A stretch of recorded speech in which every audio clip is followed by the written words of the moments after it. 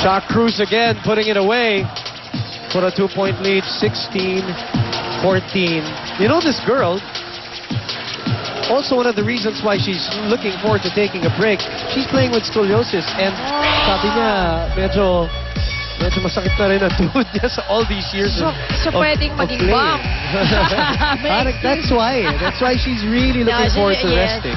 Alam mo, we also, a lot of us, you know that very well. Players, yes. Parang yung after your 5th year, ako I played for only 4 kasi pagka-graduate ko, I didn't want to play anymore. Yes.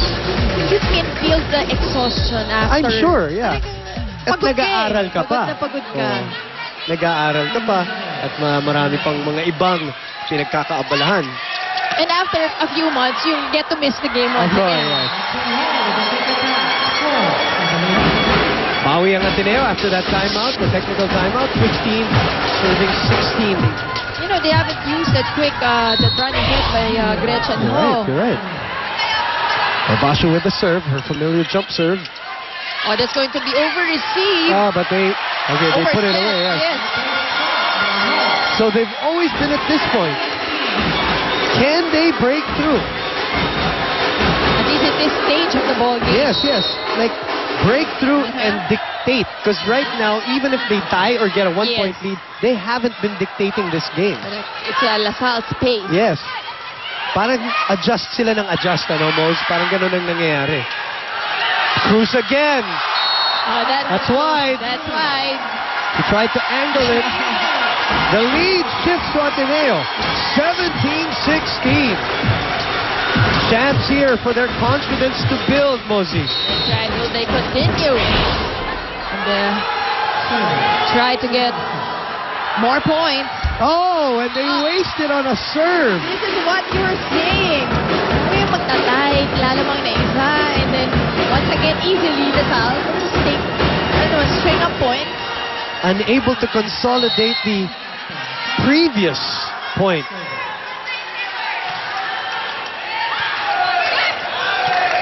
Kenglet paused.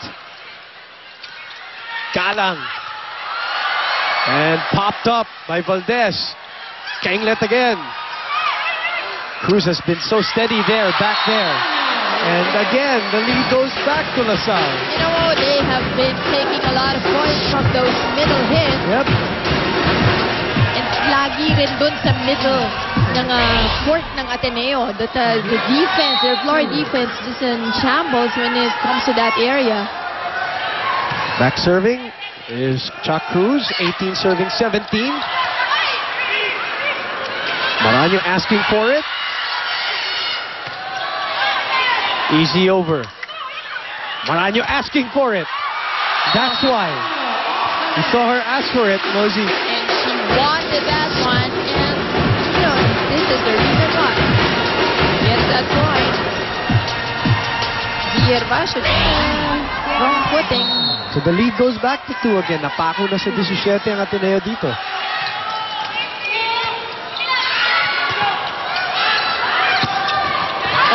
And that goes in. Will Kenglet. See how they're getting their points, though? As compared to how LaSalle is getting theirs? Yes. And, you know, it doesn't mean really on the distribution of them. As of now, wala talagang one player at least on the Ateneo side, really pouring a lot of, giving out a lot of numbers, except for Eliza Valdez, of course. Yes. Pero she needs help. And this girl is just unstoppable in this game. And you know, this whole season she would have games, okay siya, and then she would have a good game, a solid game, but most of the time she's just, in the background and letting the veterans do her work. But now she waited for the finals, huh? Oh, and to explode. And so is this other girl. Well, she's been doing this whole season. Sabi nga ni Coach Ramil, when she's in the zone, and in the zone she is. Ooh, what a surprise from Coach Roger. Ito yung mga hinahanap na surprises. We were asking a while ago kung mayroong mga surprise sa kanya. That's si Mary May Tajima being sent in. Rarely played throughout the year, and now in the final she's there, maybe for blocking, obviously.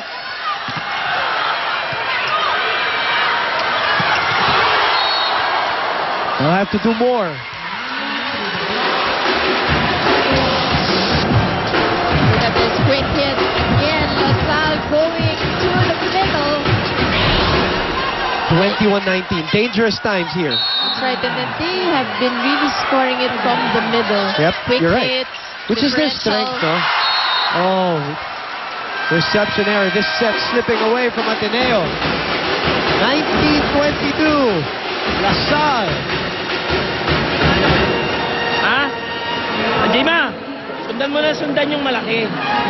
Huwag mo na intindihin yung open doon sa kabila. Basta yung quick and sundan mo.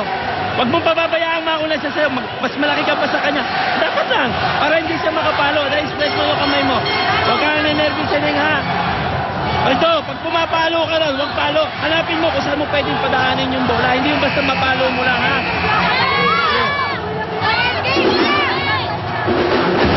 Hirap nun, ano? Huwag kang ninervisin, Nick. Ngayon lang siya naglaro with this kind of a crowd and all the attention on her. She has a specific role. Yes, this is what you call an isolation play. Yung one player, defensively, nakatutok sa isang offensive on the other side of the net. She looks so young and looks very nervous right now, Mosey, there. And all the taunting from the talking other side. from Reyes and Gumabo on the other Right, side I'm too. going to say that. That is not helping Oh her. boy, what an experience for her. But maabangan natin yan sa mga future teams ng Ateneo. Galang again. Kainglet takes it. The lead is 3, by the way, from LaSalle. Valdez puts something into that. Maranyo takes it. What a cross-court hit coming from Liza Valdez. 13 points for Valdez so far in this game. One more chance for the Lady Spikers. It's still alive. Blocked. By Valdez, if I'm not mistaken. Or was it Tajima? Let's look at it. It was Valdez. Valdez. Lead is down to 1. Muna tayo. Okay? Pag hindi tayo, tingnan nyo mabuti, hindi na bibigyan ng bola yan. Tingnan mo lang mabuti yung gitna. Ha? Baka mamaya, sa timing. Pag wala sa timing, iwas na bagay. Okay? So, tingnan mo muna. Relax, tingnan mo muna kung saan yung malaki nila. Dikoy lang yung gitna. Okay? So, mister, huwag tayo nagmamadbusiness mo lang yung pasok mo. Ha? Nagpaiwa ka, tapos bigla ka magmamadali kung late ka na.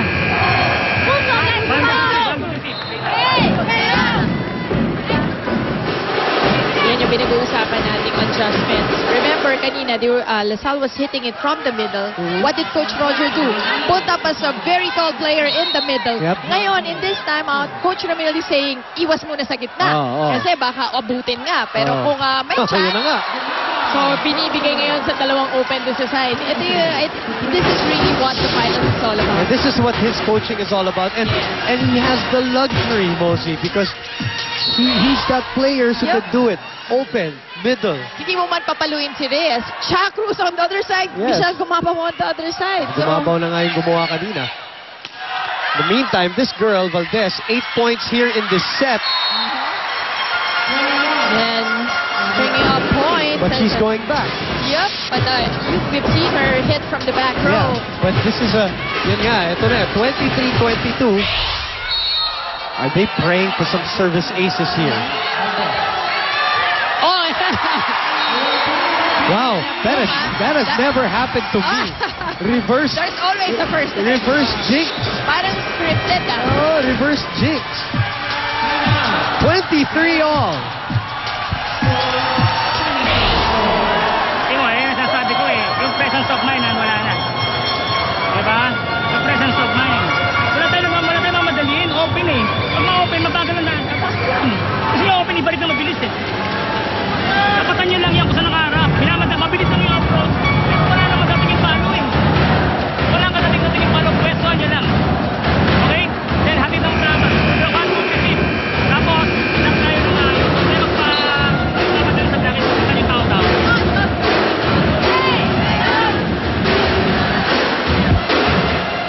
Well, we're at this point. This is a crucial point for Ateneo. At 23 all, down 1 set. Yes. The swing of momentum can depend on these next And next 2 points. And you know, it will really show a lot of character. Why? Because in front, you just have Phil Cainglet and Z. Herbacio Oh. spike. Oh, look at this. And Z. Herbacio, Phil Cainglet getting that point. Let's go into 6 hits. Sabi nga si Tajima, hindi na siya papalo eh. She's just there for defense. And so it's going to be in the hands of Phil and Z. Herbacio. Tense moments here at the arena. Valdez for the serve. Galang with a great pickup. Gumabaw on the other side. Ties it at 24. With just that, Gumabaw Ozi, ties the score. you called it. You called it. Gumigilid lang talaga sila. Yep. Di na nila nire-risk yung gitna eh. So anyway, it's Gumabaw and Chuck Cruz on the other side. But this time, and Gumabaw throws it away. I told you, tense moments. This is a very tense moment for both teams. And Tajima will serve. Okay, Wow. this will really test her. Wow. And confidence given to her by her coach. Oh, that's what I'm talking about. Yep. That's what I'm talking about. And that reaction says it all. That's tough. That's tough for her. That's really tough. Yep. And then even for Coach Roger, And I'm it sure- was a total risk on his part. Correct. Oh. Hindi niya masisisi dahil sumugal siya eh. Sumugal siya. Sinugal talaga. You don't blame her for it. Uh-huh. It really is. Half of you knew. Correct. Diba? Oh. That magkaka-error.